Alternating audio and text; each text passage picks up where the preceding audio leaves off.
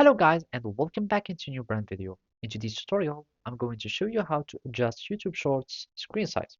So make sure to watch the video to the end and follow these simple steps.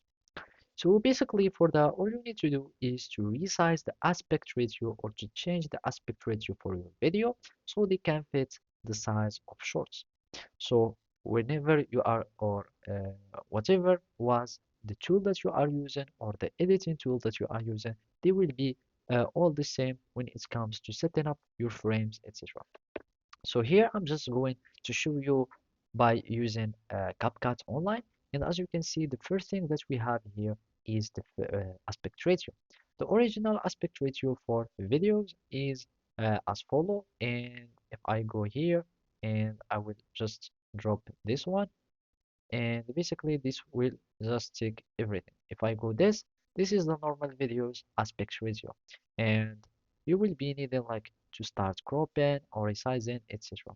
But normally the aspect ratio for YouTube shorts or TikToks or Instagram stories, etc. uh, basically just the